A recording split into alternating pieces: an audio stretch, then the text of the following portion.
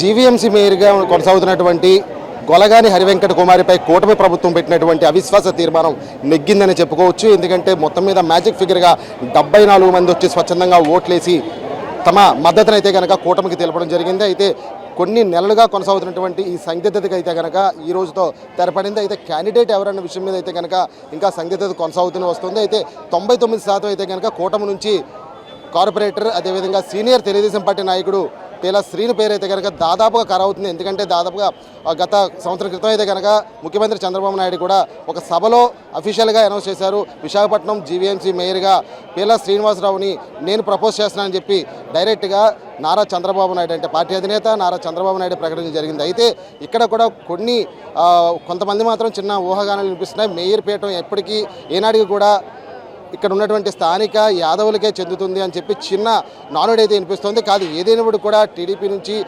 పేలా శ్రీనివాసరావు పేరే దాదాపుగా ఖరారవుతున్నట్టు స్పష్టంగా కనిపిస్తుంది. అయితే ఇప్పుడు ప్రస్తుతం అయితే కనుక జీవీఎంసీ ప్రధాన కూడళ్ళు అయితే కనుక ఎటువంటి వాతావరణం అని చెప్పాలంటే ఇది పూర్తిగా ఒక సార్వత్రిక ఎన్నికల సమయంలో జరిగే విధంగా అయితే కనుక ప్రస్తుతం ఇక్కడ మనకి కనిపిస్తుంది. ఎందుకంటే మూడంచెల భద్రత అంటే మొత్తం జీవీఎంసీ ప్రాంగణం అంతా కూడా పోలీసులతో నిండుంది. అదేవిధంగా ఇటు కూటమి అభిమానులు నాయకులు అందరూ కూడా ఈరోజు ఇక్కడ చేరుకోవడం జరిగింది. వీళ్ళందరూ కూడా నియంత్రించడానికి పోలీసు అధికారులు ప్రత్యేక భద్రతా ఏర్పాట్లు కూడా చేయడం జరిగింది.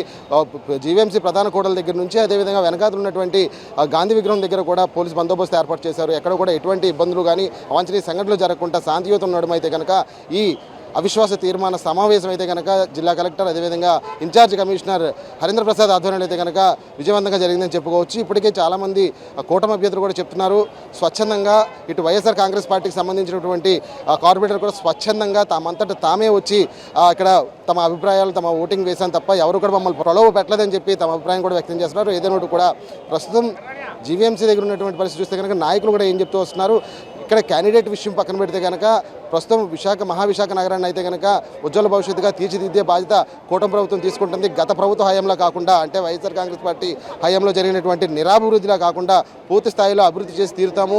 ఎందుకంటే మేయర్ పీఠం అదేవిధంగా అధికారంలో కూడా మేమే ఉంటాం కాబట్టి ఎక్కడ కూడా ఎటువంటి ఇబ్బంది లేకుండా విశాఖని బ్రహ్మాండమైనటువంటి రీతిలో తీర్చిదిద్దామని చెప్తున్న నేపథ్యం కనిపిస్తుంది. అయితే మూడంతస్తుల భద్రత జరిగినటువంటి ఈ ఏర్పాట్లు అదేవిధంగా ఎప్పుడెప్పుడు తమ నాయకులను ఎన్నుకోవాలని చెప్పి చూసినటువంటి నేపథ్యం అదేవిధంగా గత కొంతకాలంగా కూడా ఇటు వైఎస్ఆర్ కాంగ్రెస్ పార్టీ కార్పొరేట్లు కావచ్చు లేదంటే కూటమికి సంబంధించినటువంటి కార్పొరేట్లు కావచ్చు అందరూ కూడా విదేశీ పర్యటనలు కూడా తీసుకెళ్లి పూర్తిస్థాయిలో రావడం చూస్తున్నాం. మరి కొంతమంది ఇప్పుడు నాయకులు జీవీఎంసీ లోపల నుంచి అంటే ఆఫీస్ నుంచి వెలుపురు రావడం జరుగుతుంది. అది బయటకు వచ్చిన తర్వాత మీడియా పాయింట్ దగ్గర ఏం మాట్లాడుతారన్న విషయం అయితే తెలుస్తుంది. ఎందుకంటే నాయకులు చూస్తున్నాం మనం విజువల్స్లో క్యాండిడేట్ పేలా శ్రీనివాసరావు భుజమే చేసుకుని రాష్ట్ర టీడీపీ అధ్యక్షుడు పల్లా శ్రీనివాస్ ఆ పక్కన వెలగపూడి రామకృష్ణ బాబు హుందాగా నడిచి వస్తున్న దృశ్యం అయితే కనుక మీ అందరికీ చూపించడం జరుగుతుంది. అయితే చూస్తున్నాం విజయోత్సవం నడడం అయితే కనుక అందరూ కూడా చిరునవ్వుతో నడుచుకుని వస్తున్నారు. విక్టరీ సింబల్ చూపించుకుంటూ నడిచొస్తున్నటువంటి కూటమి నాయకుల మొహాల్లో అయితే కనుక ఆనందం స్పష్టంగా తెలుస్తోంది. జై కూటమి, జై టీడీపీ, జై జనసేన, జై బీజేపీ అంటూ నినాదాలు చేస్తూ అడుగు వేసుకుంటూ ముందు నడిచొస్తున్నటువంటి నాయకులు మనం చూస్తున్నాము. అయితే చూస్తున్నాము వచ్చేటువంటి నేపథ్యంలో జై టీడీపీ అనేటువంటి నినాదాలు స్పష్టంగా వినిపిస్తున్నాయి. క్యాండిడేట్ పేలా శ్రీనివాసరావు బయట రావడంతో అయితే కనుక తమ అమ్మాళ్ళు ఒక్కసారిగా జై టీడీపీ అంటూ వారి మీద నినాదాల వర్షాన్ని కురిపిస్తున్నారు.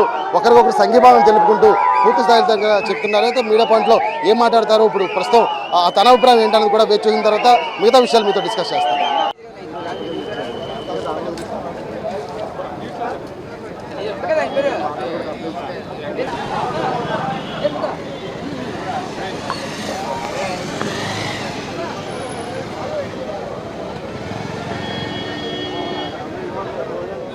చమరగీతం పాడాలని ఏదైతే కార్పొరేటర్లు స్వచ్ఛందంగా మా దగ్గరకు వచ్చి అవిశ్వాస తీర్మానం పెట్టమని కోరారో వారి విజయం ఇది.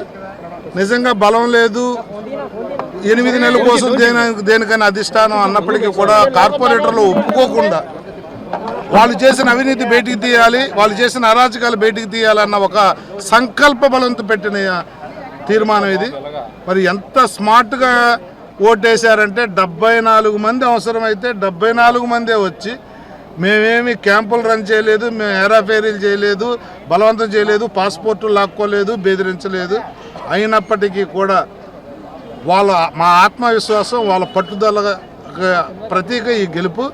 గౌరవ ముఖ్యమంత్రి నారా చంద్రబాబు నాయుడు గారికి, పవన్ కళ్యాణ్ గారికి, మా నాయకుడు మనం మోటివేట్ చేసిన మనోహర్ గారికి, నాదెండ్ల మనోహర్ గారికి ధన్యవాదాలు తెలియజేస్తూ భవిష్యత్తులో మమ్మల్ని నమ్ముకున్న ఈ నగరపాలక సంస్థని బ్రహ్మాండంగా డెవలప్ చేసి చూపిస్తామని చెప్పి ప్రామిస్ చేస్తాం. సార్ మరికొంతమంది నేతలు కూడా టచ్లో ఉన్నట్లుగా తెలుస్తుంది. డెఫినెట్ పాస్పోర్ట్లు రేపు పొద్దున్న ఇచ్చిన తర్వాత మీరే చూస్తారు.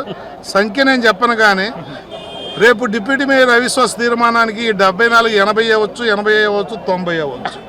ఎందుకంటే పాస్పోర్టులు లాక్కుని నిర్బంధం చేయడం వల్ల జరిగిన ఇబ్బందులు వాళ్ళు ఫేస్ చేసి మాతో పంచుకున్నారు. ఇది పెరుగుతుందనేది తథ్యం.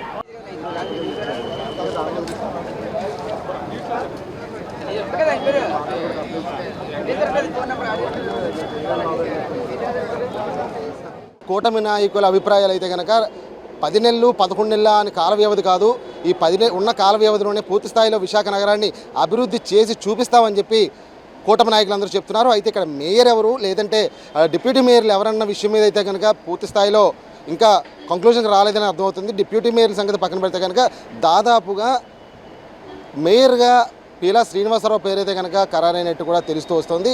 పూర్తి స్థాయిలో వైఎస్ఆర్ కాంగ్రెస్ పార్టీకి సంబంధించినటువంటి ఎవరైతే కార్పొరేట్ ఉన్నారో వారు కూడా వచ్చి స్వచ్ఛందంగా తమ ఓటింగ్ ఉపయోగించుకుని ఈరోజు కూటమికి పట్టం కట్టారు. మరికొద్ది రోజుల్లో ఆ కూటమి తరపున మేయర్గా, అదేవిధంగా డిప్యూటీ మేయర్లుగా కూడా కూటమి నాయకులు ప్రమాణ స్వీకారం చేయబోతున్నారు. ఏదైనా కూడా కొన్ని నెలలుగా కొనసాగినటువంటి ఈ ఉత్కంఠభరితమైనటువంటి ఆ రోజులన్నీ కూడా తెరబడాయని చెప్పుకోవచ్చు. కూటమి ఎట్టకేలకైతే కనుక విజయం సాధించింది. ఇప్పుడు మనం చూస్తున్నాం బస్సుల్లో, ప్రత్యేకమైన బస్సుల్లో కార్పొరేటర్లు తీసుకురావడం జరిగింది. ఎవరిని కూడా ఎక్కడ ఎటువంటి ఇబ్బందులు కలగకుండా పోలీస్ శాఖ కూడా పూర్తి స్థాయిలో బందోబస్తు ఏర్పాటు చేసింది. ఏదైనప్పుడు కూడా ఈ కౌన్సిలింగ్ సమావేశం అంటే ఏదైతే అవిశ్వాస తీర్మాన సమావేశం జరిగిందో ఆ సమావేశం అందుగా పూర్తి స్థాయిలో ప్రశాంతమైనటువంటి వాతావరణంలో జరిగిందని చెప్పుకోవచ్చు. కెమెరామ్యాన్ సూరిబాబుతో Prasad, Zee TV news, Visakhapatnam, GVMC నుంచి.